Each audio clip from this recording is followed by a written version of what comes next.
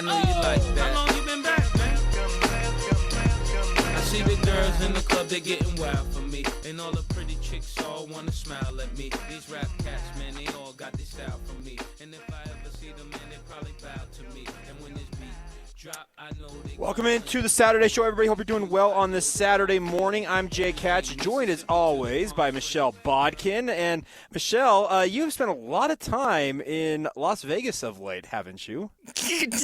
More than I ever thought I would, to be honest, even with having family down there. It's been a little insane. I can understand that. No, good to have you back in town. Obviously, crazy week down there with conference tournaments ongoing. Our final team dropped out last night. Speaking of Utah State, hard-fought loss to San Diego State. Okay, first off, how was, I guess, because you spent you had 2 quick trips down there essentially, right? Yeah, 2 quick back-to-back trips. I scheduled it in case people made a run that it could have been one big long trip, or if I needed to shorten it a bit and then come home and then go back, it would work that way as well. And it ended up being the latter part where I came home for a couple of days and then was right back in Las Vegas again. But yeah, I mean, it was a good time. It was a good time, but definitely happy to be home. Definitely happy to be in my own bed, my own space, not be in a hotel room, especially since my last hotel room for the tournament really sucked. I had a big wall blocking my window. So my room felt like a dungeon. I was done. So Okay, fair enough. Yeah. Well, okay, good times, you know. You deal with what you got to deal with. But, yeah, that's always you're looking outside, you're like, hold on, I have a window here, but I can't see anything. This is great, let me tell you. I mean, it was crazy. I literally could not tell whether it was daylight, nighttime, didn't matter. If it was raining outside, I couldn't tell if it was sunny. It was crazy how dark that room was. So it's the perfect place if you need to just pass out for 24 hours. You can do that. Yeah, for sure. Okay, fair enough.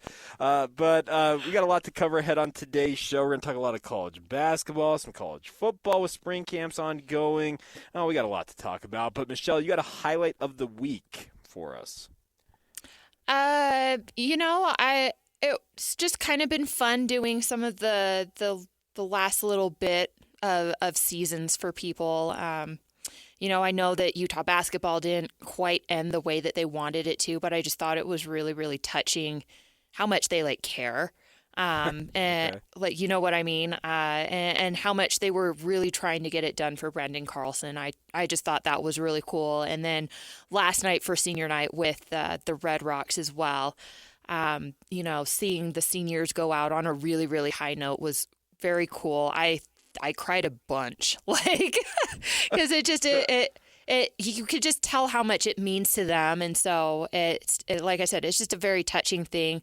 And I thought the 2 best moments from last night were Alani Sabato, who is a senior that maybe fans aren't quite as familiar with because she hasn't competed a whole lot, but she's been a consistent piece of the bars lineup, and it's been a little bit up and down for her. She's had some really great moments and some really not great moments. She's recorded a couple of falls this year on the event, and she had one the week before at Arizona that was pretty bad, and she came back and she rocked it. So that was really cool. And then seeing Abby Paulson get a 10 on beam was also really cool. She got one clear back in her freshman year, and it just feels like that was kind of a carrot that's just been dangling in front of her ever since. And to see her finally get another one on her last night performing in the Huntsman Center, I just thought was so cool. Hey, that's awesome. That's always a good time when you see athletes like that. You've kind of, and as media, we don't necessarily have, a super personal relationship with these athletes, but at the same time, you've been covering them for so long. You have a relationship with them at some level. Yeah, and I mean, when you look at, I think this core of gymnasts that are moving on, it just feels like they've been here forever. Sure. And so it does feel maybe a little more personal this go around, just because I think so much of it is because they've been through a lot of hard things, right? Like these were the girls that came in and were freshmen during the COVID year that got shortened. And then, these are the girls that were also friends with Aaron Lowe and had to deal with that. And then to turn around in their senior year, have the upheaval with Tom Farden and the abuse allegations. Like they've just been through a lot. And so it feels like they've been a cornerstone of that program for a long, long time, I think, just because they've been through so much. And so to kind of finally realize like that they are going to be moving on feels a little weird. Well, hey, I get what you're saying there. All right, we got Jason Jones producing for us today. Jason, you got a highlight of the week on your end? Of course I do. Okay, what do you got? So it's a highlight that I will repeat again next Thursday and Friday again. So I've always tried to look for jobs throughout my career. My main job, not my part-time sports producing job, but like my main job where I can like work in an office or from home, where that gives me the freedom to watch as much sports during the day as I can if there's any sports on during the day, which of course there is at this time of year. So Thursday and Friday, there I am sitting in my desk at home doing my work, but with extra monitors up, laptops, phones, and whatever I could so I can watch as much college basketball as humanly possible. You're sick. I am sick. I am dead sick. Now, of course, because it's only the conference tournaments, there's only a couple of games on at a time, unlike next Thursday and Friday where there'll be 4 games on at a time, and I will have 4 screens up. I will have them all up. Yep. I'll have my work laptop and 4 other screens that have the basketball on them. Absolutely. Jason, I watch a lot of college basketball, just part of the job. I have never done that for a conference tournament, so props to you, sir. That is sickos mode right there. NCAA tournament is one thing. Trust me, I will be with you. I will be watching a bunch of them. By the way, we are going to have, I guess I can lift the lid on this a little bit. We are going to have 2 watch parties for our listeners at JCW. So Thursday, the Zone's going to be broadcasting live from JCW's in American Fork. If you want to stop by, 10 to 6 p.m., we'll have hosts and whatnot down there, a live reaction as the games go final. And then Friday will be the Harriman location of JCW from 10 a.m. to 6 p.m. as well. It should be a really, really fun time. I'd love for all of y'all to come out and hang out with us because that's what we'll be doing. We'll be tracking all of the games. So, Jason, if you need a place to come watch the games, come and hang out, all right? All right. Sounds good. All right. Highlight of my week real quick before we kind of dive into the nuts and bolts portion of today's show goes back to just watching kind of what's happening in college basketball. And what I mean by this is, Michelle, it's been kind of crazy to watch Utah do what they're doing in the Pac-12. It's crazy to think that the Pac-12 basketball season is over after tonight. But the Big 12, I've been watching plenty of Big 12 basketball all season long, tracking BYU as heavily as I do, and watching just kind of the style of play that's evolving in that league is crazy to me. And it's just been a really, really fun week to just watch how this league is coming together in terms of its overall prowess, and also considering that, hey, Utah, Arizona, ASU, and also Colorado are coming in. It should be a really, really fun Big 12 moving forward. I know it's not necessarily it's a highlight of the week, but it's got me excited for the future, at least of basketball for that league. Yeah, the basketball in that league is going to be very insane. I think both men's and women's. Yes. So I think that is one thing that's going to come together very nicely for that league. Some of the other stuff, remains to be seen. We'll see how it goes. But I think for sure the basketball is going to be on point. Yeah, sure. All right, let's talk a little bit more about college hoops. You were down there as Utah fell in the quarterfinals of the Pac-12 tournament to the aforementioned Colorado Buffaloes. Michelle, I was watching that game, and I stayed up late, and I was watching, and at halftime, I'm like, okay, Utah's in this. They're hanging with Colorado. And I'm like, if they can just find a way to get past this, who knows what might be possible? Because I think we all saw last night with Oregon taking down Arizona. Nuts. Crazy scenes. But you obviously have to win to get yourself that opportunity. And in the second half, Utah, which was playing well in the first half, it seemed like things just kind of fell apart. Give me your perspective sitting down there in the T-Mobile Center. Yeah. I think, I'm trying to remember exactly when things really kind of felt like they were getting away from them. They kept it close through a good chunk of the second half. Yeah. And it was really kind of that last part where it just felt like all of a sudden they ran out of gas. And I mean, understandably so, right? You don't have Raleigh Wooster. You haven't had Will Exact Jr. the entire season. You have a Brandon Carlson that's operating with a broken wing, and so I think his minutes are a little bit limited. So it puts a lot of strain and pressure on everyone else to kind of try and push forward and make up for, some of those bodies that are missing or maybe aren't able to perform the way that you're used to them performing. And to me, they just looked tired, whereas Colorado looked like they could keep going all night. So Sure. I think that was really kind of the biggest difference in that game is they just ran out of steam. I don't think it was a lack of want. I don't think it was not being talented enough. I just really think they were tired and just didn't have enough fresh bodies to kind of keep going through a game that was very physical and intense, and people, were trading baskets back and forth. It was very fast paced, especially the first part. So I think that was just really kind of, what it was, and it's unfortunate and it sucks, but that's just sometimes the way it goes. Well, and that is the way it goes sometimes. And the crazy thing about this is, I'm just on the flip side for BYU.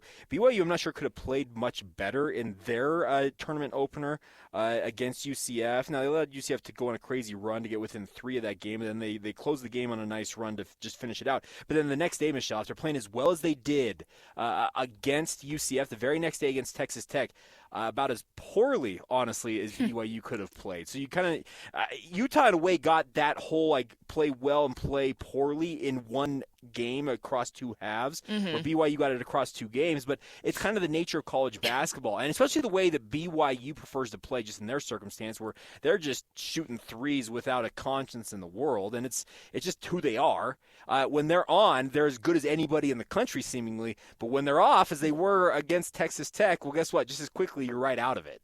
Yeah, I think that's perhaps the biggest problem when you're a team that relies on the three, the way that BYU does, the way that the Utah women's basketball team does, is when you're having an off night with that strategy, it all of a sudden becomes a real grind to get anything going. And so I think that's really interesting, the juxtaposition, right, within a 24-hour span of seeing a team, playing at its very, very best and then playing at its very, very poorest. But I think that's, that's why we sit and watch March Madness, right? Like that's why March is so fun as far as basketball is concerned, is because literally anything can happen. I know Craig Smith, hinted at that throughout Utah's time in the tournament, that March is just crazy, and you just never know what's going to happen. We saw that, I think in several instances with Oregon beating Arizona last night. So it's unfortunate, but all BYU can do at this point in time is, rest up and prepare for the NCAA tournament, which, I think they have a great opportunity there. Well, they do, and that's the thing about this. And I've been tracking all of the bracketology. I'm looking at that, and both for BYU and Utah State. And it was unfortunate for Utah because had Utah beaten Colorado, Michelle, they're right back on the bubble. That was what was there to play for Utah, and unfortunately came up a little bit short. I'm assuming, and you correct me if I'm wrong, I'm assuming they're going to try and pursue an NIT berth. Will they? I have it on pretty good authority that they are expecting to be in the NIT. Okay, so we'll see. We'll see what happens. But I heard from a little bird that they feel pretty confident about that. Well, and as they should, because the way they've also revamped the NIT now is it does favor Power 6, I guess is what the best term to call them, Power 6 programs. And if Utah wants to play in the postseason, they'll be in that NIT, and it'll be an opportunity for them to play.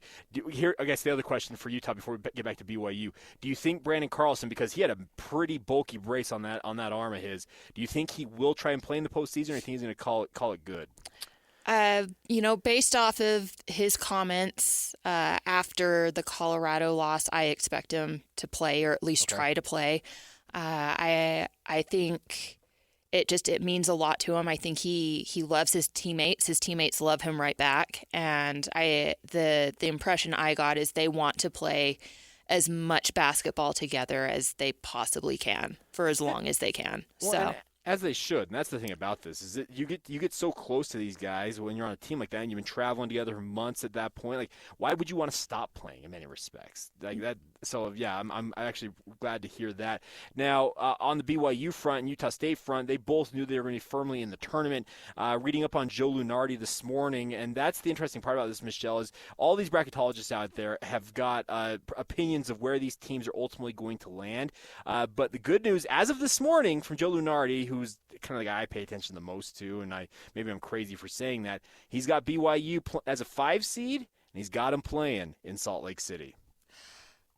I mean, let's bring the energy, right? If we're going to have a competition here, if we're going to have the opportunity to host a competition here, I think, you know, the opportunity to have one of the local teams represented or both of the local teams represented. Obviously, even if Utah had made the NCAA tournament, they're not going to be able to play in the Salt Lake City bracket. They would have been sent somewhere else anyway, but Yes. BYU and Utah State, of course, could play in the Salt Lake bracket, and so He's currently got Utah State slated to go to Omaha, but that is still very much in play. They could end up as a 6 or 7 seed still in Salt Lake City in certain scenarios. It'd be fun to have them both in Salt Lake City, no doubt. Right. So, you know, if that opportunity presents itself, I say why not? And what a great opportunity for those local schools to be able to come and cheer on and support their team through kind of that first part of the NCAA tournament. It doesn't happen a whole lot. And so, you know, when it does happen, I think, you know, embrace it and run with it. Well, so here's the scenario. So BYU currently is the 5 seed in the West bracket, which is they got the Los Angeles bracket, and so they're the 5 seed there. They would be playing 12 seed Grand Canyon out of the WAC, which would be, I actually think, a pretty good matchup because Grand Canyon's not a bad program. Anybody who's watched UVU or any of the WAC teams, Southern Utah, would know that they're a pretty good team. But then also in Salt Lake, the 7 seed in Salt Lake is Nevada. So in theory, all you got to do is to flip the Midwest region with Utah State taking on Texas A&M and Omaha, and just send Utah State to the Salt Lake bracket, taking on Michigan State and Tom Izzo. That would be fun. Yeah, that would be quite a game. I think there would be butts in the seats for that one. You think? Yeah. That would be. And here's the thing: the Salt Lake, when we host, we haven't done it for 5 years. When we, and I speak we just generally, but when we have the NCAA tournament here, the Delta Center back then it was Vivint Smart Home Arena, I believe. But it's awesome to have it because fans show up from the teams obviously that are playing, but college hoop heads here locally. Jason Jones probably chief among them. Jason, you'd be going to all these games, I'm imagining. Yeah, well, except that I have to work. But hey, come on! You said you did your job so you could do this. Yeah, actually, that's what sick days are for. The working is on our sister station KSL doing sports updates. So I'll be looking out the window at all of the people going into the Delta Center to watch the games, and I'll just be in the studio over there doing yourself. But I get to do updates, man. I'm okay with that. That's good. Sure. That is okay. Now, looking at this, Michelle, the first 4 games, they have obviously the teams that play on Tuesday and Wednesday. There is one game among them I need to happen more than others, and there's one reason why. It requires one word: Patino. Yeah, well, I mean, wherever Patino goes, a circus follows, right? Well, yeah. Hey, we've got St. John's with obviously Rick, obviously Slick Rick, who's had a well-traveled career at this point. To say the least. Yes, very much so. But he could be facing his son, Rick Jr., or Richard as people like to call him, who is the head coach of the New Mexico Lobos, and currently Joe Lunardi's got them slated to play in a first 4 game in Dayton as 11 seeds. I need this to happen. You need the Patino tourney to be a thing. Oh, come on now. Let's go. We got to see this happen. Because that would be so much fun to see those two, see father versus son, and see who comes out on top. I mean, again, this is another one of those cases. How often does that happen, or does that opportunity present itself? Yeah. So I mean, I can be on board with that. Let's go. Listen, NCAA Tournament Committee, I know you don't know who I am, or you're probably not ever going to listen to this show, but I'm going to say right now, you need to make that happen. It has to. Do it for Jake Hatch. Yes. I'm not the only one, though. Oh, no doubt. Think about it. Like, the fact that you have the two Patinos, the storylines write themselves, and it would be just an incredible game. Because remember, earlier this season, Rick Pitino got up there on the podium after a game and just essentially said, my team's not good enough to compete. Since that time, Michelle, his team is undefeated until they lost in the Big East tournament. They went like 6 or 7-0 and then finally crashed out of the Big East tournament. So was it a motivational ploy? If so, it worked. I would guess it probably was a motivational ploy, but I mean, either way, it worked out, right? Yeah, it did, no doubt.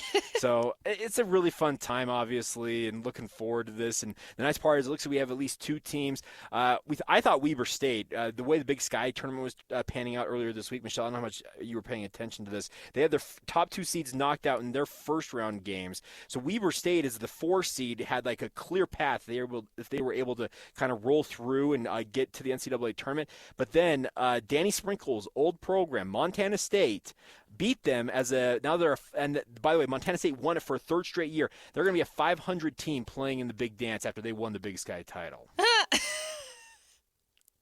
Again, we talked about it. It's March. Anything can happen. So that's true. And they currently have Montana State slated as one of the 2-16 seeds playing one of the first 4 games with the right to go and play Zach Edey and Purdue in Indianapolis. So, hey.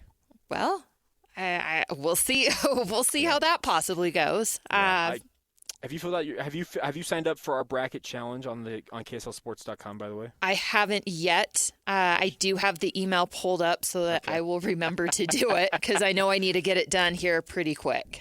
Yeah, the brackets obviously come out tomorrow afternoon. You'll actually have live programming. We'll have Westwood 1 revealing those brackets here on the KSL Sports Zone. You can tune into that at 4 o'clock. Plenty of coverage, obviously, in the week to come, getting ready for those games. And obviously we'll have a keen interest on both BYU and Utah State where they're playing. We'll also have full play-by-play coverage of Utah State wherever they play. Scott Gerard will be on the call of that. And it's just it's a really, really fun time of year, Michelle. March, there are not many months in the sports calendar like March Madness. No, and I think we'd be remiss, too, to not point out the Utah women are going to get picked up. Yeah, and that bracket comes out tomorrow evening as well. Is it 6 o'clock? Yes, and they are having a watch party. I will be at that to get their reaction to wherever they get sent. I know that there was maybe some talk. There were some kind of crazy upsets on the women's side as far as conference tournaments go that possibly opened up the possibility of them slipping into a 4 seed and possibly hosting again here. I think it's still maybe a little bit of a pipe dream, but we'll see how it all plays out. But they should get a good draw, and hopefully they'll be in a position where they can make some noise on the women's side in the tournament. Give me your sense for how the Utah women are looking going into the tournament. I know they've had kind of a topsy-turvy season is the way I would describe it, just with some of the injuries they've dealt with. But how do they feel/look right now as they head into postseason?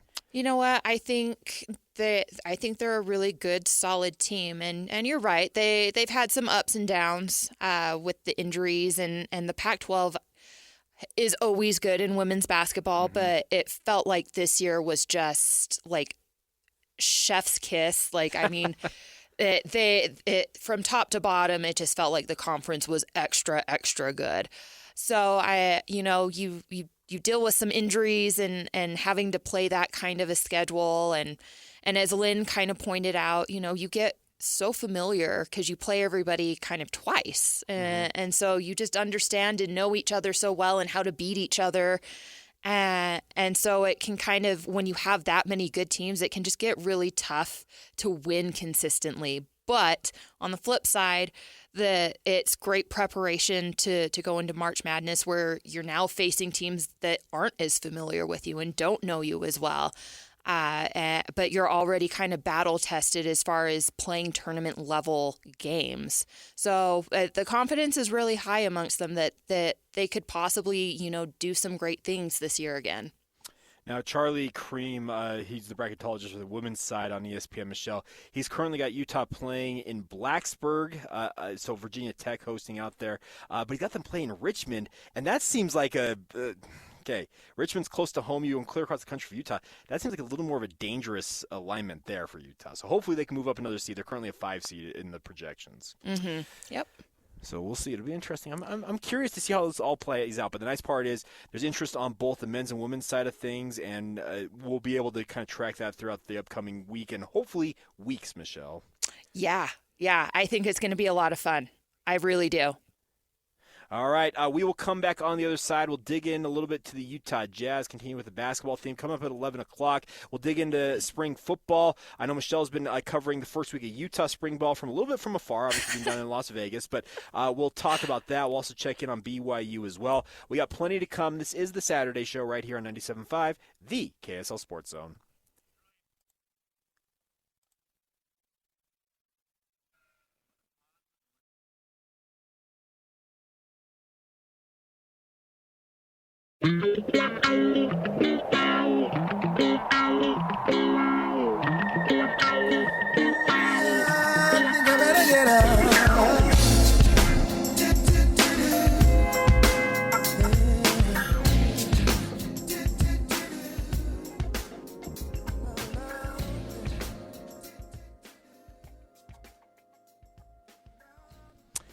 Welcome back to the Saturday Show here on 97.5, the KSL Sports Zone. Michelle Bodkin, Jay Catch along for the ride here on this Saturday morning. Hope you all are doing well out there.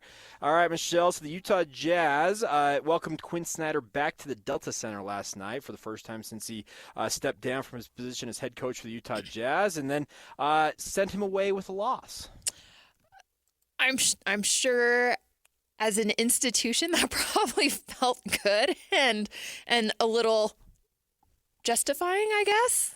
Well, the thing about this is there was an interesting game in the sense that the Hawks are in a similar position in the Eastern Conference to what the Jazz are right now, where they're on the outside looking in when it comes to the NBA play-in / postseason, and it's also for the Jazz as they kind of try and strategically position themselves for the NBA draft and the lottery. Well, this was a game that you moved essentially above, not above, behind the Hawks in the playoff line and where the lottery would shake out. So you want one of those quote-unquote clutch losses to help with your lottery odds. That was not the play last night, if that was what you were looking for.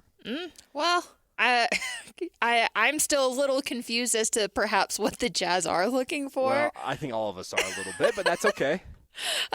So, if the lottery pick is what they're in the hunt for, then not well done. If still trying to stay alive and potentially do something this season is what they're after, then well done.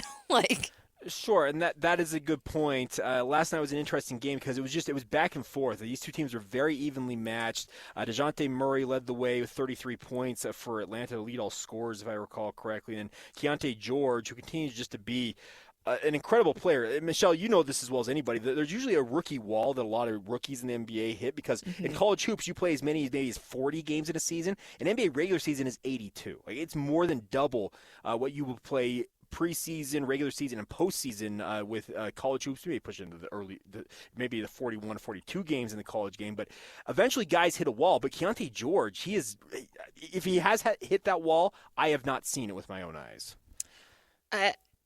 And excuse me if I'm totally wrong on this. Yeah.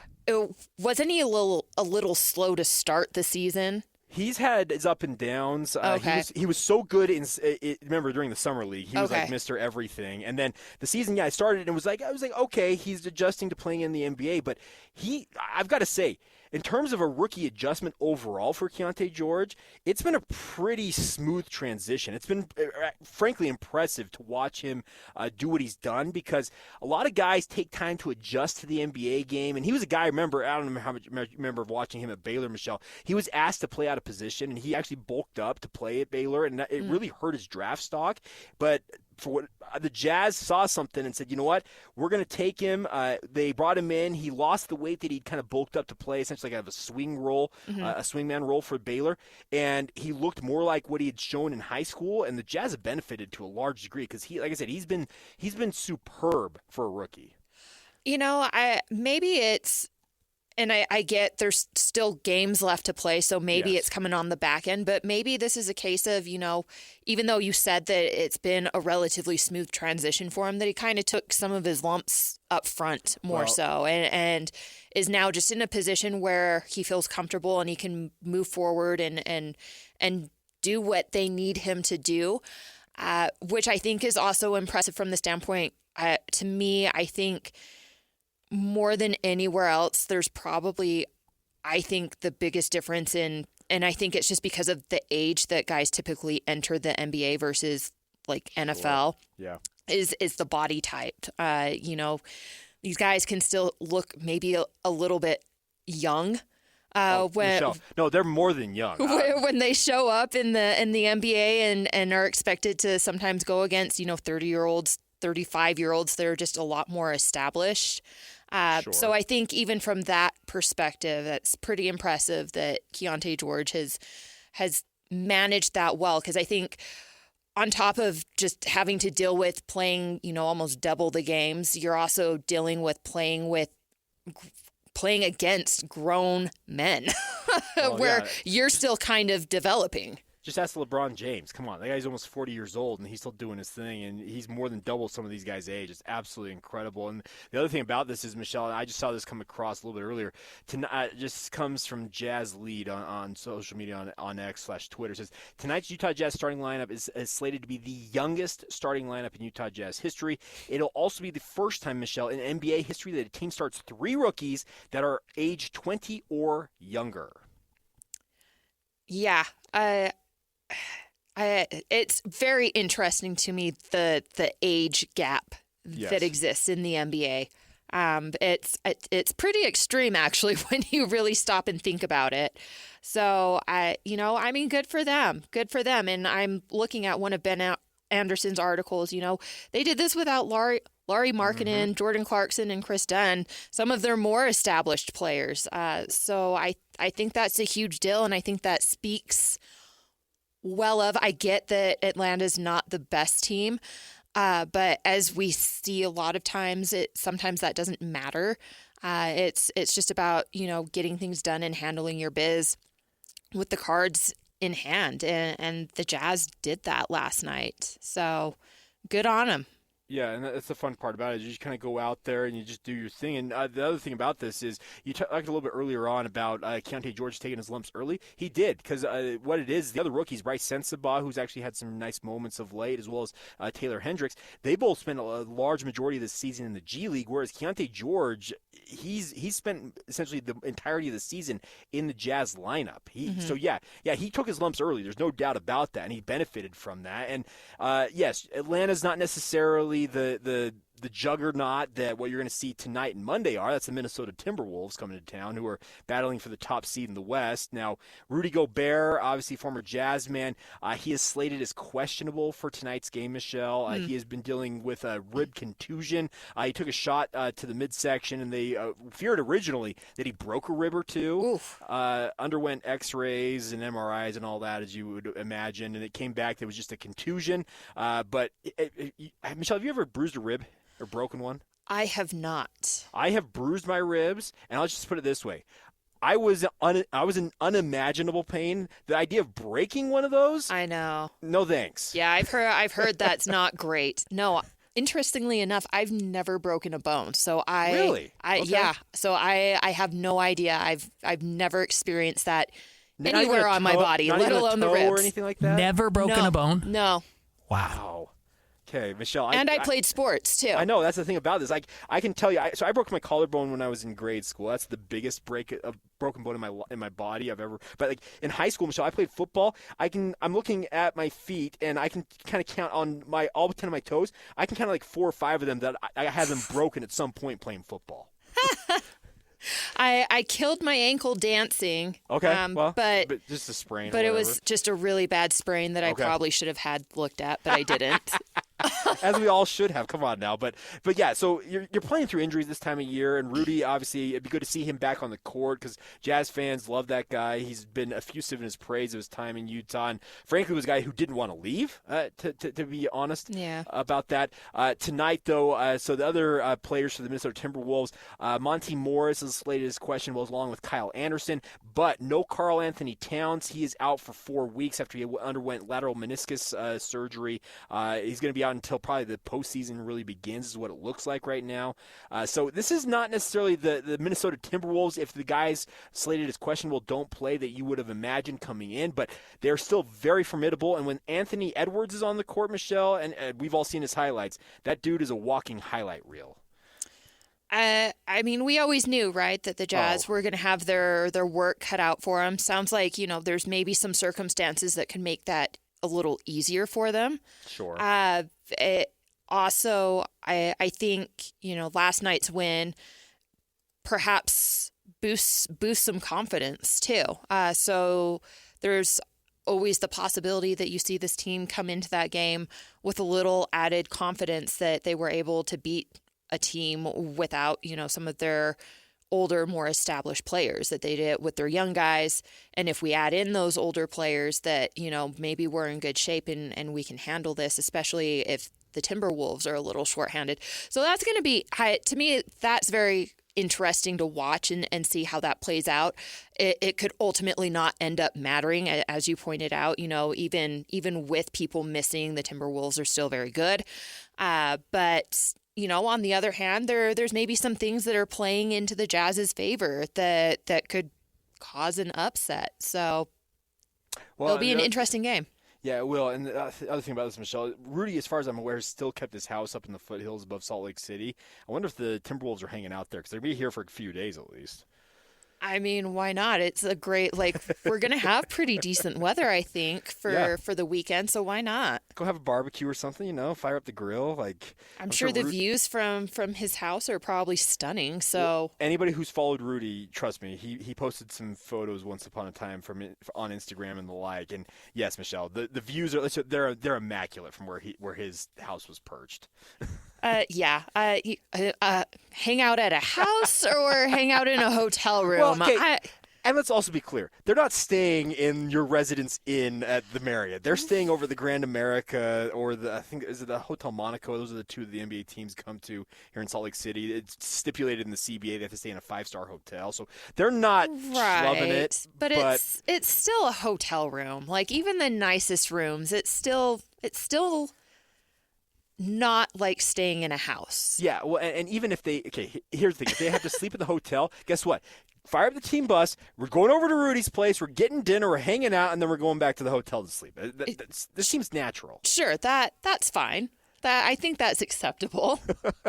We'll see. It's kind of an interesting dynamic, and it's a lot of fun, and we get to watch this play out. Now, the stretch run here for the Jazz, Michelle, it's going to be curious to see because, as I mentioned, it's the first time that in NBA history, you're going to have 3 rookies. That'd be Taylor Hendricks, Bryce Sensabaugh, and Keontae George in the starting lineup tonight. It's a huge opportunity for these young guys because the biggest thing right now for this Jazz team is for those young players to show Jazz management, and I'm including Danny Ainge, Justin Zanuck, and even their head coach Will Hardy, etc., what type of player they are, and if they figure to be part of the future plans for the Jazz as well.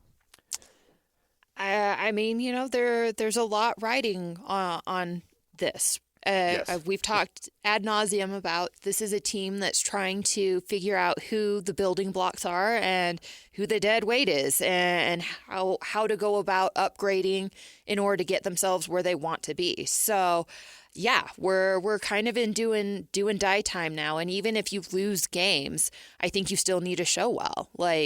That's just kind of what it is. If you want to earn and keep a spot and be a part of the future of what this franchise could possibly be. Yeah, no doubt. All right, we will come back on the other side. We will dive into technical fouls, talk about some of the more bizarre things in the world of sports. Michelle was in Las Vegas. I'm sure she's got something that happened down there in Sin City that can entertain us, but we'll figure it out. We'll get to it on the other side. This is the Saturday Show right here on 97.5, the KSL Sports Zone.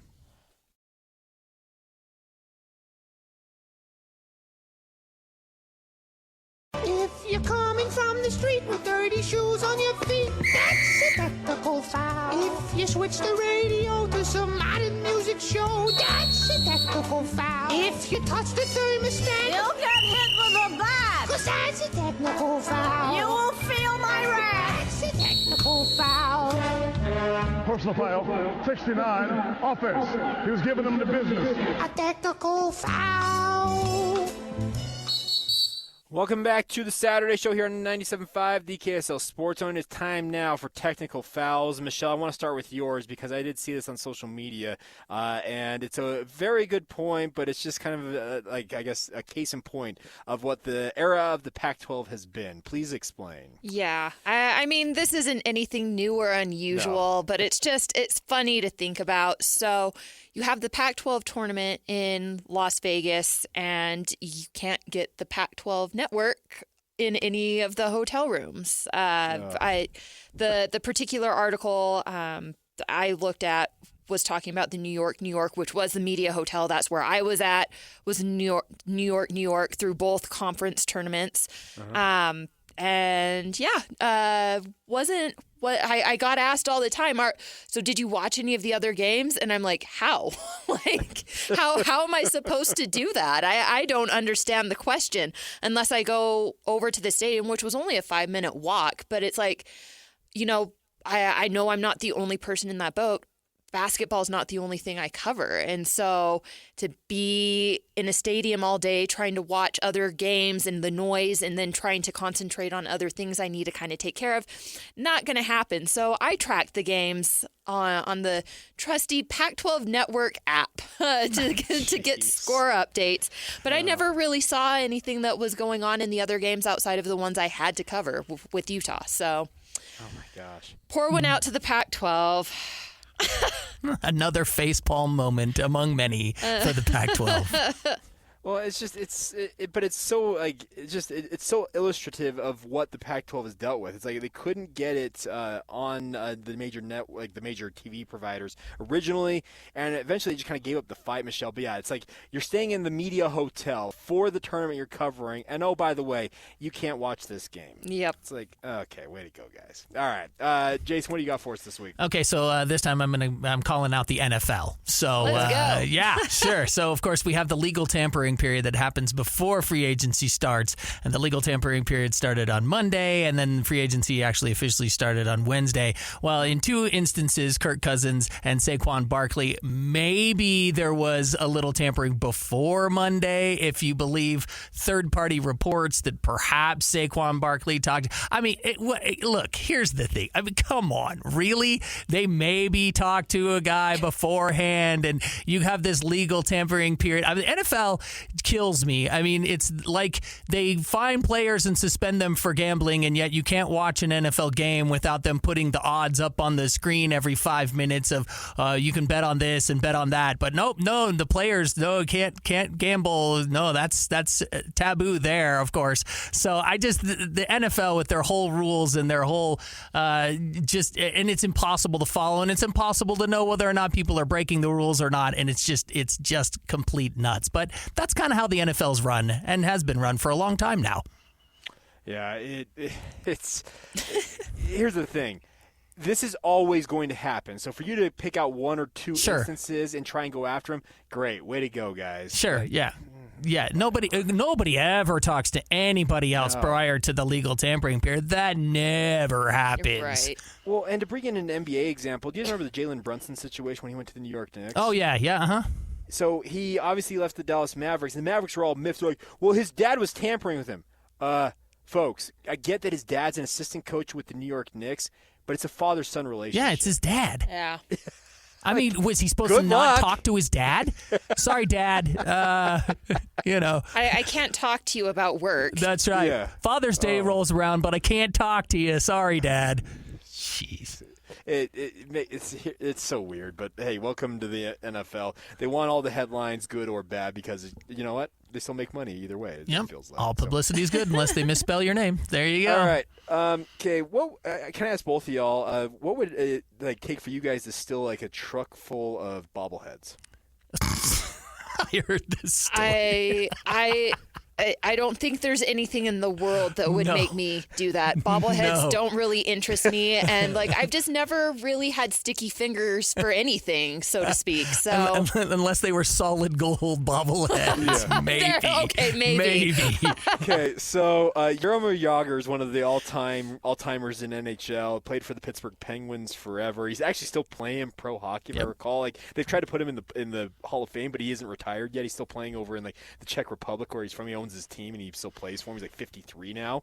But the Pittsburgh Penguins were planning on Thursday night to honor him by having a Jaromir Jagr bobblehead night. But the team said the shipment that was carrying the bobbleheads was stolen after its arrival in California. And they don't know where they're at. So,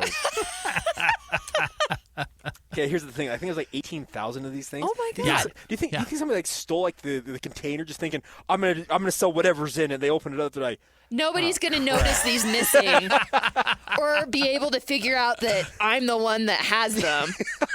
hey, I have an Holy exclusive goodness. Jaromir Jagr bobblehead over here, plus 17,999 of his friends. Would you like some?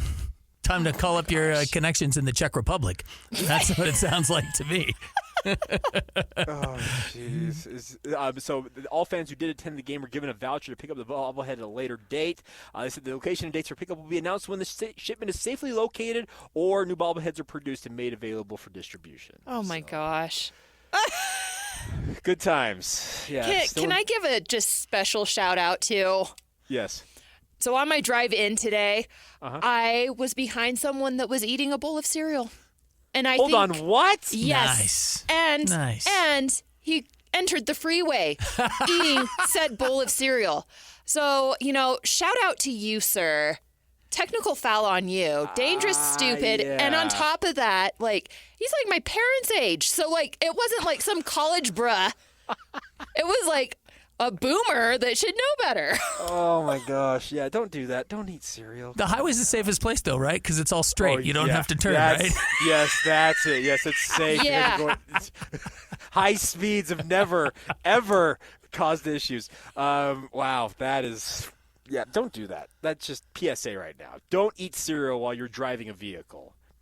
Among a long list of other things. But here's the thing. You're going to make a mess, period. There's no way... anyways, I digress. Real quick, guys, we talk about Australia often. I talked last week about the kangaroos that invaded that golf course, Michelle, remember? Well, I got another one from Australia real quick here. A snake catcher was called out to a home in Queensland, Australia, where the second most venomous snake in the world was found, quote, literally trying to hide among the undies in a resident's bedroom.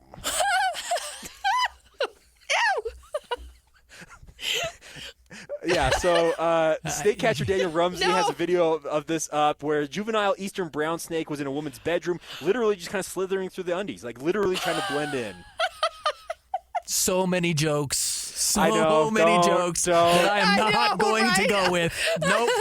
Trust me, the headline I found this under had an incredible joke that is not appropriate for her. So we'll just leave it there. But yeah, so check your dirty clothes, folks, because you don't want the second most venomous snake in the world. The eastern brown snake, it'll kill you in a matter of minutes. If it bites you. Just another reason to never set foot in Australia. Apparently so. What is going on down under? Everything in Australia wants to kill you. That's the biggest thing. That's just the long and short of it. All right. We will get back on the other side here. We'll talk about some college football. We got spring camp underway up at Utah. BYU's about halfway through. We will dig into what we have learned so far / what we still want to learn as spring camp rolls on. More to come. This is the Saturday Show right here on 97.5, the KSL Sports Zone.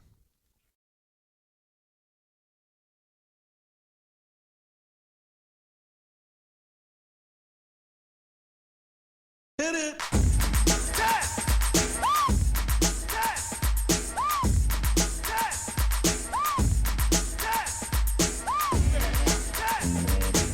Welcome back to the Saturday Show.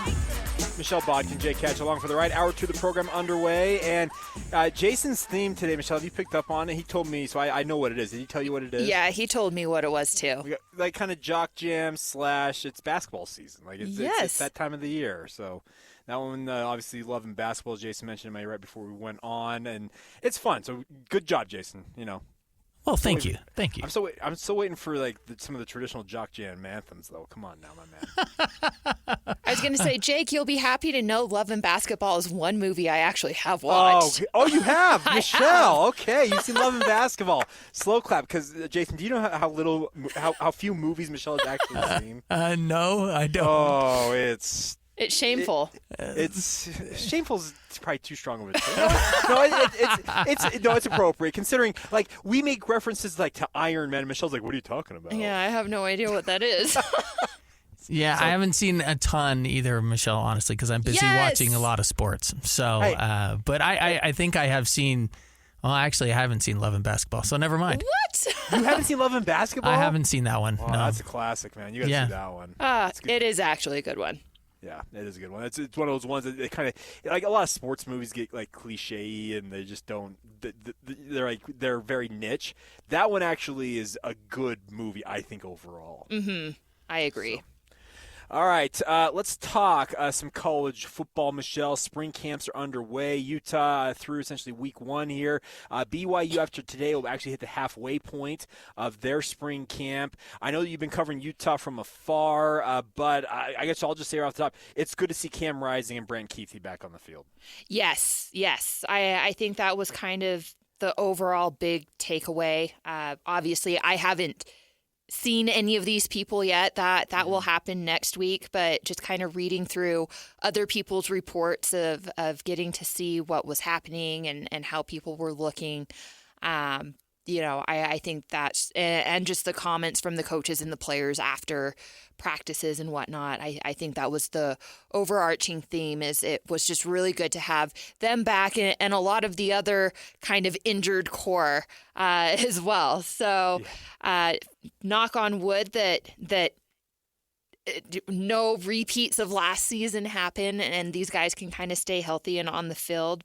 Because I think everyone was reminded last week of just what a big difference those players make, even if it is, short shirts and shorts right now. Well, and sure, and here's the thing. I say this all the time to people.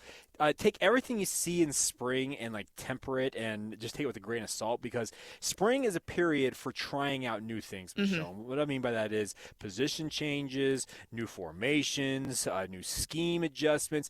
You're giving them a test run to see if they actually take, and if they don't, you know what? You say, we tried it, we're going back to this, we're just switching to that. But trying to make hard and fast conclusions out of spring ball, that is a fool's errand. It is. Other than, I think, assessing guys that you already know what you're getting with them, right? Okay, fine. I think it's safe to jump to some conclusions there. But with some of the new pieces, transfer add-ons or the high school kids, take it a little bit easy on them through spring, because there is a lot of experimenting and just getting guys up to speed, whether it's, with the vernacular of your offense or your defense or even, just what it is to be a college athlete. It's a pretty big jump from high school to college and college to the NFL. So, there's just a lot of learning going on, especially in spring. Sure, and that's the other thing about this is you look at how things are going to go in the fall and trying to project that based off of spring. The other thing about it is it's going to change because there's another transfer portal period to come. Mm-hmm. So that's the other thing about this spring period is there are coaches who are evaluating their lineup right now, Michelle, and saying, okay, by the end of spring, they're looking at it and saying, okay, we need to target there, and there for potential additions via the portal. And also, you're probably thinking in the back of your mind, guy X, Y, Z on down the list, we could probably encourage them to hit the portal as well. Well, and I mean, there's also always the threat of potentially losing someone you don't want to lose. Sure, too. and and that also, yes, that does exist, obviously. And here's the thing: the Jaquindon Jackson situation for Utah, you don't want to lose that guy, but you know what? In this day and age of the portal and with NIL, it's going to happen, and it sucks. It's what it is. Thankfully, This was a case where, that was a position I think Utah can manage and handle that. You'd think so, yes. But when it's someone that really, really is hard to replace, like a quarterback, that would be disastrous. And Cam's locked in. Like, I'm not worried about Cam leaving. But at this point, if Cam were to leave, that might be like just a downright like nuclear bomb on the Utah football program. It would, but it's not something that I foresee. Like, I would be stunned. I would probably quit if that happened. He's locked in, so I'm not saying or projecting that's happening, but like, that's the kind of transfer that you don't want to see after spring. Yeah, and that is, you're no doubt about that. Now, with regards to the BYU side of things, Michelle, I've been down there. I've watched probably a grand total of probably an hour's worth of football. They give us about 20 minutes. It's similar to what Utah's doing in the spring as well. There's a media viewing portion at the end, and there's that whole thing about, well, they're showing what you want. They're showing you what they want to show you, and I agree with that. They are showing me certain things that they want me to see. I fully agree with that. But the one thing I've actually been kind of surprised by is in two of the media viewing portions, Michelle, BYU has gone full contact, including some of their quarterbacks wearing regular jerseys where they're actually you can tackle them. Like, they're going full contact here. I think this is a case of, though, BYU's in a place where they need to know what they have. And so, it's a bit of a high risk, high reward type of situation, right? You have kind of a bunch of new guys. I get that, I just lost his name. That was there last year. They kind of have an idea of what he brings to the table, but the others, they're a little bit unfamiliar with, and you got to figure out, I think, on the defensive end, where you're at. You've got to figure out what these quarterbacks look like in more real game type situations, and you got to, knock on wood, hope for the best that they don't get injured, or if there is a little injury, that it's something that they'll have, taken care of by the time the season rolls around. But I do think, I think I would be pretty mad if Utah were to do anything like that, because there's just no need. I can understand from BYU's perspective why they would do that. Well, and Kalani Sitake has been very upfront about it, saying that we need to be physical. We've got to get a sense of how we're supposed to play football in this league. I think one thing that BYU learned last year from the Big 12 was that there are no weeks off, Michelle. And that's one thing that Utah, they've got a decade plus of playing Power 5 and now be Power 4 football. They know that you have to bring it every single week. And I here's the thing. BYU, you can watch those games last season. I can point to multiple games where it felt like BYU just kind of got caught napping in a way. They were so used to, and this is not a bad thing, it's just the nature of how they went about scheduling in independence, is they'd have good opponents, but they'd have a lull between them. They'd essentially play one good opponent, maybe have a week or two between, and they could cycle back up where you get up for it. You can afford to have a 3-quarter effort to win a game the following week and then get back up for another big opponent. That's not the case at this level. And I think Kalani Sitake is trying to instill on his guys, and I think at this point, after a season of playing Big 12 football, they are fully aware that you take a week off, and I'll point directly to that West Virginia game last year for BYU, you will get your heads kicked in, because these are very, very good football teams you're facing. Yeah, it is. It's a completely different ball game. Utah learned a little bit of that lesson, early on in their deal. It's different being the big bad bully in Independence or the big bad bully in the Mountain West Conference, where you're kind of the top dog and everybody else just kind of bows down, around you. It's, you're going into a conference with teams that are very well established, recruiting bigger, better, faster athletes and having the depth behind them. And it's a whole learning curve. It's a whole different ball game.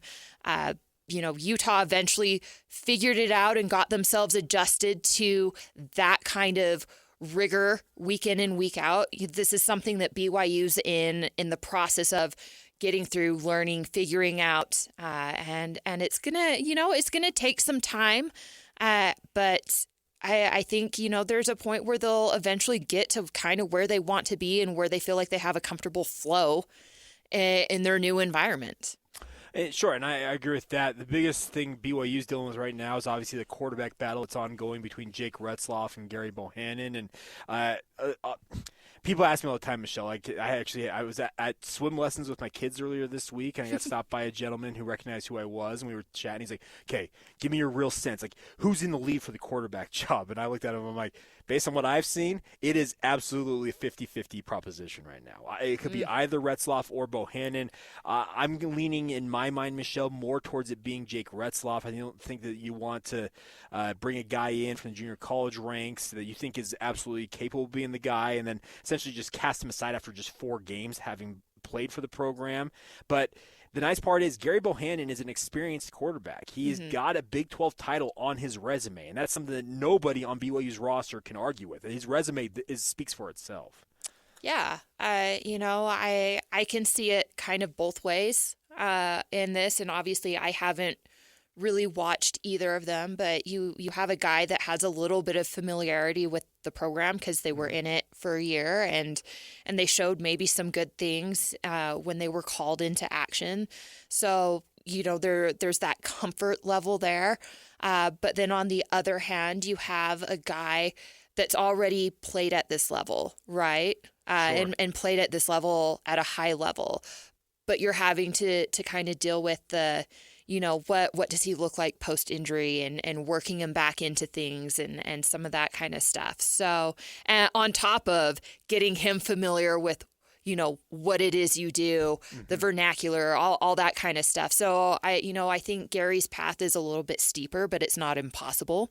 Well, and the other thing about Gary, for example, is, Michelle, he played for Baylor when Jeff Grimes was there. So the base level knowledge of what BYU's offense is, he already has it. Because guess what? Jeff Grimes, him and Aaron Roderick installed that offense together at BYU. So the terminology, as he's acknowledged, is a little different. And there's some philosophy differences between Grimes and A-Rod. But knowing the kind of the base level of the offense, that's not been a problem for Gary, because he said, he's like, what we do at Baylor and what we do at BYU, it's kind of the same thing. It's just a matter of you kind of mentioned it earlier, it's about picking up the terminology and learning the vernacular, and that is where he's got to catch up the most. But at least he's not having to learn from scratch. Right. And again, is he 5th year, 4th year? He's a 7th year, Michelle. So he's another Cam Rising. Yeah, no. So here's the thing, Michelle. We have in the Big 12 this season, if I recall correctly, Barry Trammell, obviously you know who he is. He works for SelloutCrowd.com, formerly of the Oklahoman out there. He's been covering the Big 12 forever. He's a great dude. We have him on weekly with DJ and PK during the football season. He wrote a piece recently that says essentially, and he's right about this, there are going to be 3 7th-year potential starting quarterbacks in the Big 12 this year, Michelle. At least 3 6th-year quarterbacks. Like the experience factor alone for the quarterback play in this league, it's going to be up there. Huge. You're dealing with a guy that's been through a lot, has been around the block, has seen a lot of things, experienced a lot of things. So I think from that perspective, you have to feel, a little confident in him as well. And again, and he's pointed it out, there's some learning curves still there, but it's not like, he's a doe-eyed freshman that hasn't seen anything yet. And everything is just so new to him. This is a guy that has some experience and has dealt with a lot of different things throughout his career. So, I think there's a certain level of maturity and groundedness that comes with that.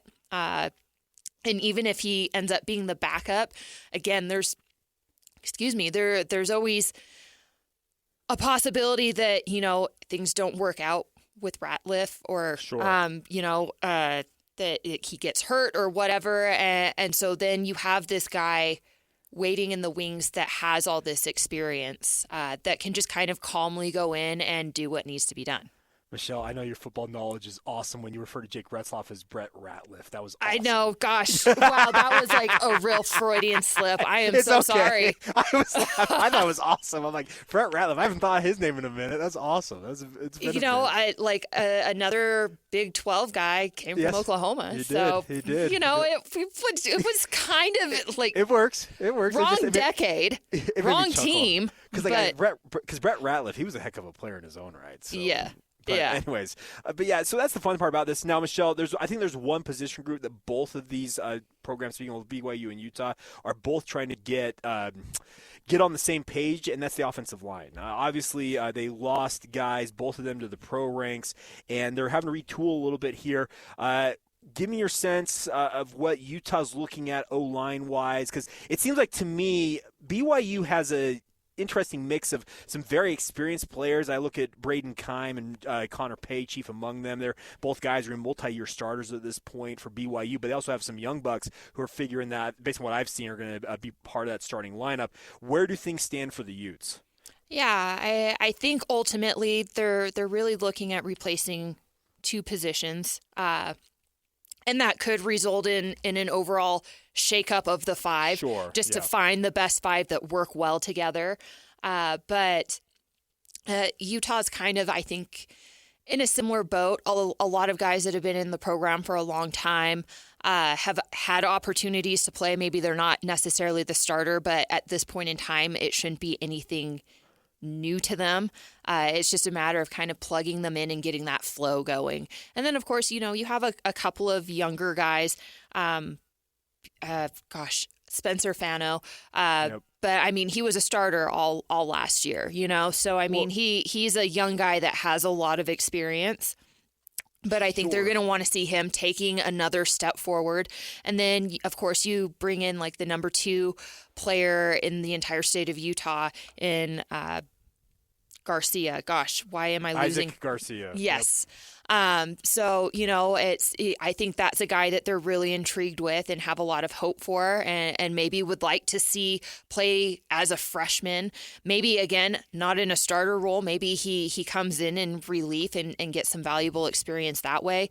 But, I think there's a lot of hope for his potential in the program and what he can possibly do in the future. So I will say I don't think the cupboard is bare in that regard. It really is just about finding the perfect 5, and then, the next couple of guys that you plug in relief, or if there's an injury, that sort of thing.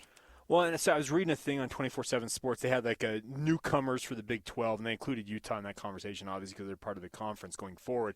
And in that article, Michelle, was interesting. They pointed out Caleb Lomu, funny enough, as one of those guys. And they mentioned like he's one of the more highly rated offensive linemen that Utah have signed in the recent past. And obviously, Spencer Fano got on the field last year, and Caleb got in a little bit last year, not necessarily as much. But that speaks to kind of your point, is there's a lot of young talent there. It's just a matter of using this spring period. And Jim Harding's one of the best of the best. I love talking to that dude. He's a fun dude to talk to. But he's an incredible offensive line coach, and he will shake it up, and he will juggle things, as you mentioned, to find the best 5. If it requires moving guys to new positions, well, guess what? He'll do that. And I'm getting a similar sense, just based on what I've experienced with TJ Woods so far down in Provo as their new offensive line coach, that he is very much in that same mold. This is a guy who worked with Gary Anderson at Wisconsin, at Oregon State, and at Utah State. He knows what it means to find the best combination of guys. So I think the offensive line play for both fan bases, I wouldn't necessarily be as worried about it as some might be right now.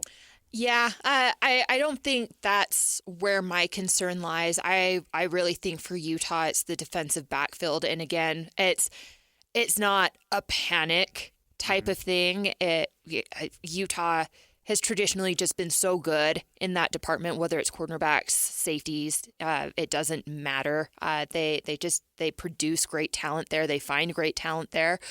But I mean, it's hard when you're kind of replacing 3 guys that were starting. So, that's just a lot to replace. And it probably means, some early mistakes, but I do have the confidence level there that they have the guys to be able to get that done and have it look good and look the way that we expect a Utah defensive backfield to look. But it's just a lot of work. Yeah, and you're not wrong about that. Trust me, I've listened to Morgan Scally. We had Alex Napolis go up there and get the audio from the assistant coach interviews earlier this week, and he said that, like, okay, so what's the focus for spring ball? Michelle, the first thing he pointed to? Safeties. Well, safeties in the cornerback. Yeah, that's what I pointed to. He's like, here's the thing. We have guys back there, essentially. He's like, we've got bodies back there, but our biggest goal early on in spring camp is figuring out, I think the terminology is figuring out which of those guys to give the most reps to. Mm-hmm. Like finding out, okay, who in theory is your 1, 2, 3 deep guys here, and invest in those guys, because those are the guys who need to get up to speed the quickest. Yep. I agree. I think that's the biggest thing on Utah's to-do list, probably followed behind sorting out who's going to back up Cam Rising. Sure. I think those are the two biggest priorities for this team. I realize that offensive line is also important. I'm just not terribly worried about it. I don't think that's as big of a task as those other two things. Well, Brandon Rose, just stay healthy, sir. That's all we care about at this point. Or Isaac Wilson. I know, I'm just saying Isaac's right there too. It doesn't matter. Just someone establish yourself and stay healthy. That's all we want. Yeah, no doubt. That would be big. All right, we will take a timeout here. We'll come back on the other side. We'll dig into 5 minutes talk about some other topics we've not had a chance to touch on quite yet. We have the re-debut of a new professional team here in Utah. Kicking off their season tonight out at America First Field. We'll talk about all that next right here on The Saturday Show. $500, baby, and you can pick my teammate. Give him the chump. You mean play basketball? Yeah, what up, Elo? What's up, baby? Just kicking this in 92 for the back. Welcome back to The Saturday Show here on 97.5, the KSL Sports Zone. All right, Jason. I'm trying to place this one. This white man can't jump? Yes, of course. Yeah. Okay, thank you. I got it right. Thank you. Michelle, have you seen that one? You haven't seen that one? I've even seen that one. I am not hearing Michelle for some reason. Sorry. Yeah. Okay, there you are. Yeah. You haven't. Michelle says she has not seen it. No, I have not seen it. Oh, okay. Well, that's okay. Well, we're discovering more and more movies that Michelle's got to add to her list of I know. things to catch up on at some point. All right. Welcome back. All right. Let's talk a little bit about what's going on in the world of football, Michelle. Maybe the most dominant player in the NFL's past decade has called it a career, Michelle. Aaron Donald, 3-time Defensive Player of the Year, just an absolute all-timer at the defensive tackle position, is retiring from the NFL at the age of 32. Man, I wish I had retired at the age of 32. All of us do. Come on now. 10 years, Michelle, 3-time Defensive Player of the Year, 8-time first-team All-Pro, 10-time Pro Bowl selection, and, oh, by the way, the 2014 Defensive Rookie of the Year out of Pitt. I mean, he's had quite the career, and I think there's no shame in hanging it up and going and enjoying your life, whatever that looks like. The accolade list there, I mean, that's pretty incredible. What a great career, and I think just seeing all the respect and the flowers that were given to him from various people from all over the NFL and the sports world just really kind of speaks to the character of the guy. No doubt. He is one of 2 Defensive Player of the Year, one of 2 players to have been named a Pro Bowler in their first 10 seasons in the NFL. The only other one, Michelle, some guy named Lawrence Taylor. That's a throwback. Yeah, I know. So, 2 future Hall of Famers, no doubt. He and Barry Sanders, the only players in NFL history to have played 10 seasons, get selected to the Pro Bowl in each of those years, according to the Elias Sports Bureau. He played also exactly 10 seasons for Barry Sanders. It's just incredible, the symmetry of some of this. But dominant player, as you mentioned, it's good for him to be able to go enjoy his life. He has 111 career sacks as a defensive tackle, and an undersized defensive tackle at that, Michelle. They listed him at 6'2", 285, but he was as violent and strong as anybody I've seen in my recent memory at defensive line. You know, he's one of those case in points as to why I think it's so important and pertinent. And the NFL's not going to do this. They love their measurables, but this is a case in point of ignoring those measurables because you just never know what kind of package a once in a lifetime talent is going to come in. And imagine if he had been passed up on simply because he was a little short. Well, he was taken first round, 13th pick by then the St. Louis Rams. Obviously moved him to Los Angeles, and he's just an all-timer. Like, here's the thing. We all know about the Rams' history, the fearsome foursome led by the great Merlin Olsen and obviously Phil Olsen, like the two Utah natives. Well, Aaron Donald's right there in that pantheon of the greatest defensive linemen from a franchise that's had a lot of them. Just so cool. So cool. What a great career. It's sad that we don't get to watch him anymore. Sure. Yeah. But just tip of the cap to you, sir. Job well done. All right, Russell Wilson has officially landed in Pittsburgh, Michelle. I'm not sure it's going to work out the way that the Steelers want it to because they apparently think it's going to work out because they traded former first-round pick Kenny Pickett to the Philadelphia Eagles after the move. Pickett apparently was upset with them going out and bringing in Wilson, but I would have kept Pickett myself. Russell Wilson's an interesting one. Yes. Yeah, I've heard great things. And I've heard not so great things about him. But I think, at least based off of what I kind of saw and observed of his time, well, his last couple of seasons in Seattle and then his brief time with Denver, just feels like he's on the downward slide of his career. Yep. And maybe we'll stand corrected, once we see him suit up in, Pittsburgh. But I agree with you. I don't know that this is going to work out as well as Pittsburgh thinks they want it to, if that makes sense. Well, and Pickett has had that moniker of being small hands Pickett, and he was part of a less than stellar quarterback class. That. Yeah, trust me, Michelle. I saw when they got traded, somebody's like, Philadelphia wants this, and it was a guy like a normal sized guy with like little tiny hands. I was like, oh, okay, let's be nice here, everybody. But nonetheless, it's going to work out, I think, for Pickett because he gets to go to a franchise that's got a pretty good quarterback in Jalen Hurts there, and he'll be able to work obviously behind him. And at the same time, he gets to play for the team he grew up rooting for. He grew up in New Jersey, South New Jersey, as PK will point out, which Philadelphia sports kind of dominate that area. So it's fun to have him be able to go play for the club he grew up rooting for. Again, this is another one of those cases of how often does that happen? Yeah. You have guys that grow up in certain places, loving certain teams, but oftentimes they get sent clear across the country. They don't get that opportunity to, play for the hometown team or the team that they grew up cheering for. So I think that's kind of cool, and hopefully it works out for him. Hopefully it's a great move. Yeah, no doubt. We'll see how it goes. The Russell Wilson experiment with Pittsburgh will be interesting because this is a franchise, speaking of Pittsburgh, that they don't they are used to having success. And if it doesn't work out, because this is a one-year deal, by the way, Michelle, if I'm not mistaken. I think they just signed the one-year deal with Russell Wilson. He is getting 38 of his nearly $40 million paid out by the Denver Broncos. So way to go, Denver. You have fun with that $85 million dead cap hit. But we'll see. It's going to be very interesting to see if Russell Wilson can kind of reignite his career. I'm just not convinced it's going to work out. Yeah, I'm a little unsure on that myself. Like I said, it feels like he's already hit his peak, and he's probably, I think, in the process of washing out at some point. But Yeah. I've been wrong before. I could be very wrong on that account. Yeah, we'll see.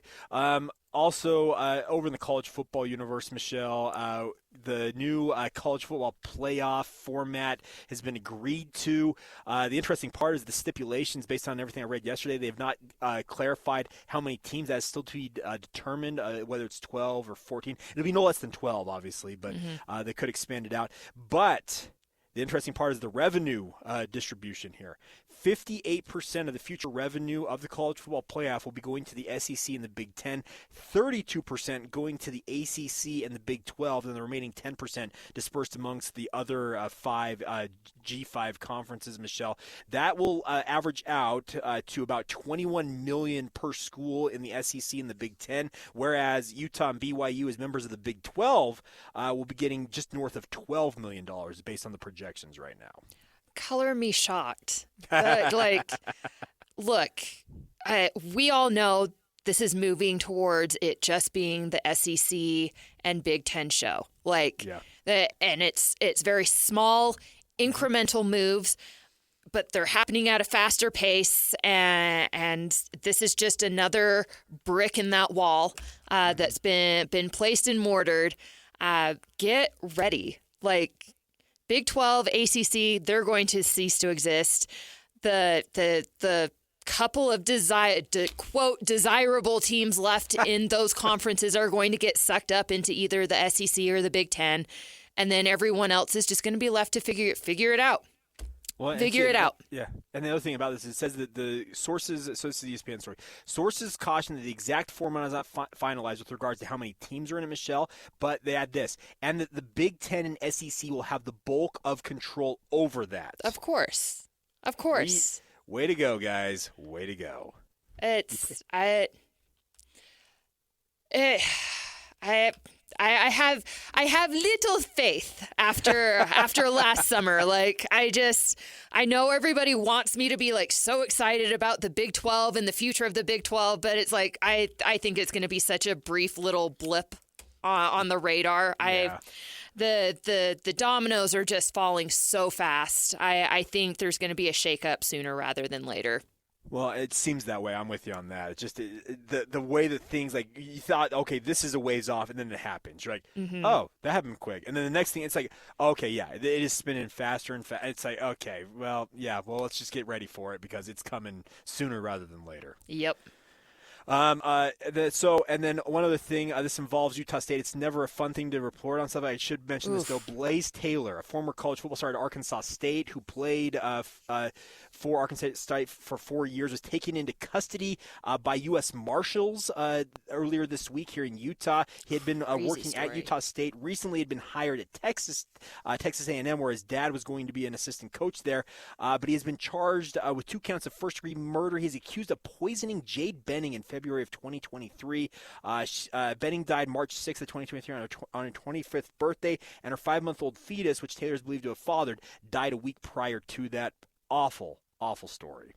Yeah, that was a wild one. Ben Anderson sent that in our private chat, and I read it on my Uber ride to the airport yesterday. Just absolutely gutting. Yeah. It never ceases to amaze me how cold some people can be. Yep. He was a senior defensive analyst this past season, 2023.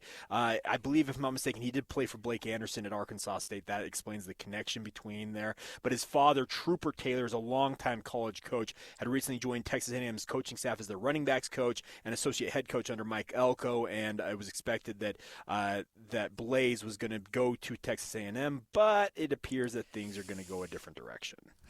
Unless evidence surfaces that he's been wrongly accused. I think this is heading in a very certain direction, and how sad.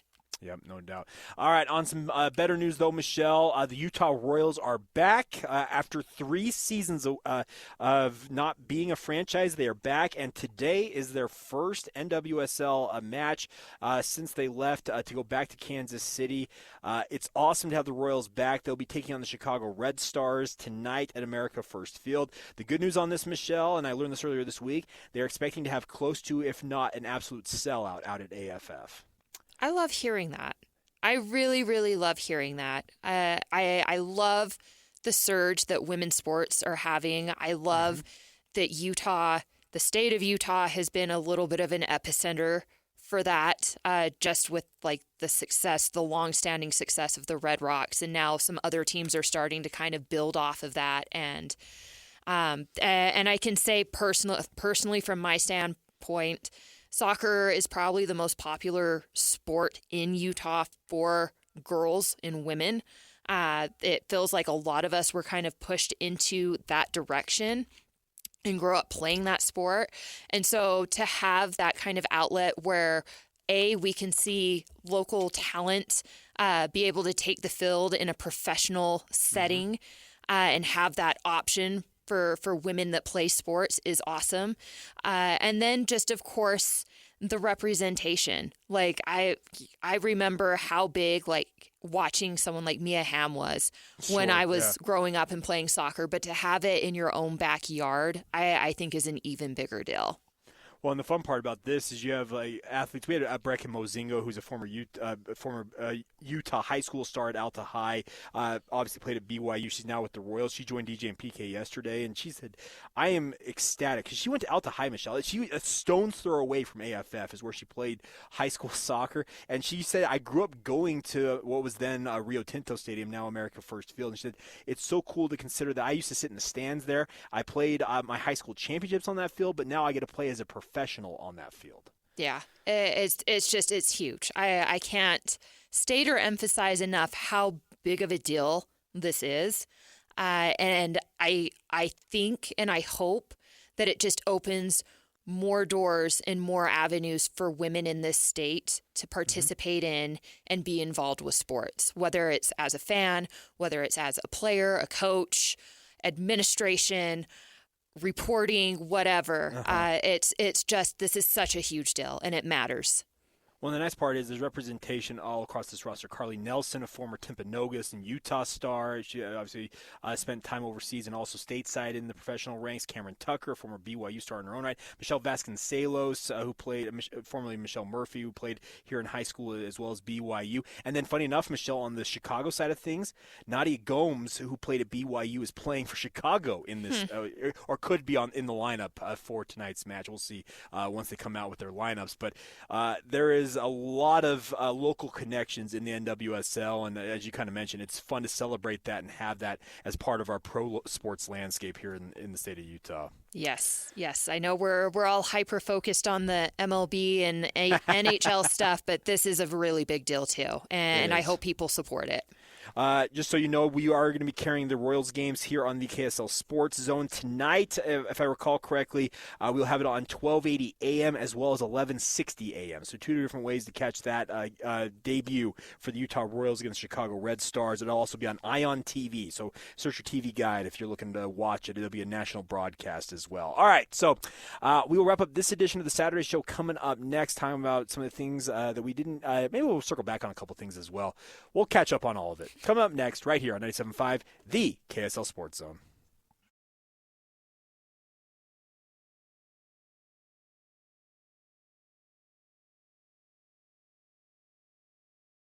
I've paid my dues, time after time. I've done my sentence. Welcome back to the Saturday Show. All right, here we go. This is a good one. This gets played after every seemingly big win, even if it's not, you're actually the champions, but it's one of those classic songs. Michelle Bodkin, Jay Catch along for the ride here. All right, Michelle, it's been a fun show, obviously. We always have a good time, I feel like. But before we go here, I wanted to get your thought on, I've got to pull up this story. Let me pull it up real quick here. Obviously, soccer, it doesn't necessarily register to the same level as some of the other pro sports and just sports in general here stateside. But the thing about soccer is it can deliver some of the biggest moments of all time. Think about some of the late goals that get scored in soccer matches and the like. Yeah. So we have the U.S. men's national team has a really, really young, talented generation upcoming, and obviously with the United States, Canada, and Mexico hosting the 2026 World Cup, we got a little extra focus on what the U.S. men's national team is going to do. But Coventry City is over in England, Michelle. And they have a forward named Haji Wright, who's figures to be part of that World Cup squad if everything goes according to plan. He led his team for just the second time in their history to the FA Cup semifinals, which is essentially. Do you know what the U.S. Open Cup in soccer here stateside? I have heard of it, yes. So essentially anybody who has a team, semi-pro or professional, can enter that competition and in theory can win it. The FA Cup is England's version of that. Okay. So they were playing Wolverhampton Wanderers, which is an English Premier League team. Coventry City plays in the Championship as like a second tier in England. But Haji Wright scored the game winner deep in stoppage time to send his team to the semifinals. Absolutely incredible scenes. It's fun to see stuff like this because, like I said, soccer doesn't necessarily register for a lot of our listeners out there, but the scenes that play out late in some of these matchups like this that are do or die are absolutely incredible. I do have to give soccer is a hard sport for me to watch, even though I played it. Yes. It's not something that I sit down and I'm like, yeah, I'm gonna just sit and watch soccer all day today. No, not for me. You want me to go to the pitch? Okay, I'll go to the pitch. I'm game for any time you send me outside. So any reason to sit and enjoy the sunshine, I'm here for it. But I will give. You're right. When you take the little snapshots of the entire match, those games do deliver incredible moments, but it's because they are so few and far between. It's true, and you're not wrong about that. So it was just crazy to see that, and obviously with the connection to the United States men's national team, awesome to see that. So congratulations to Coventry City. That might be the first and last time we ever talk about them on this program, but hey, we'll give them a shout out. Correct me if I'm wrong on this, Michelle. Sticking in England, it's Emily Morgan. She's part of the Utah Women's Red Rocks gymnastics program, correct? Yes. But she's currently on a leave. Am I wrong about this? She's trying to get into the Olympics, correct? Yes. So she is back home in London competing for a spot in the 2024 Paris Olympics with Team England. Team Great Britain. Great Britain, yeah. So she's been gone for pretty much the entire month of March. She will be back next week to compete in the Pac-12 championships, though. But I'm just seeing this, and you retweeted this. She's in 4th place right now in the all-around rankings. Is that right? Yes. I mean, it's looking like she's doing really, really well. So there's a chance that she may be heading to Paris this summer and competing again for Great Britain in the Olympics. And cool enough, she was part of the team that delivered a bronze medal, and Great Britain hadn't medaled in 100 years. So, jeez, okay. So she has already made some history with them, but it looks like she's maybe on the path to do a little bit more this summer. So that's really cool. That is awesome. Congratulations to her. And then the agony of defeat this time of year, Michelle, for these one bid leagues. Princeton has won a gazillion games this year in the Ivy League. They lost the Ivy League championship to Brown, and it looks like they're going to miss out on the NCAA tournament. Oh. They have a 25 wins on the season or something like that. That is brutal. Yeah, Brown was the 4th seed in the Ivy League tournament, and the Brown Bears are going to be going to the NCAA tournament. Princeton could, I guess, in theory, have an outside shot at an at-large bid, but as an Ivy League school, that's a brutal way to see your season potentially end, at least going to the NCAA tournament. Oh my gosh. Yeah, to basically do everything right except for win your conference championship. Ouch. Yep. So, tough scenes, but we'll see. The good news is if they don't make the NCAA tournament, the consolation is that you will be a 1 seed in the NIT. So that is the positive. And I did see, by the way, I've seen some emails rolling out. Utah is sending out emails saying that they are going to be hosting at least 3 rounds if they win in the NIT. So, hey. We'll see. Yeah, we will see. All right, Michelle, any final thoughts from you before we wrap this up? Just have a great day and enjoy St. Patrick's Day. Yes, please do, everybody. Obviously, be responsible about it, but have fun at the same time. It's a really fun holiday, and it's obviously a lot of things going on. So we'll just say that. Have a great St. Patrick's Day. For Michelle, for Jason, I'm Jake. Thanks for tuning into the Saturday Show. Plenty more to come in the week ahead here on the KSL Sports, and we'll be back next Saturday as well with another edition of the Saturday Show right here on 97.5, the KSL Sports Zone.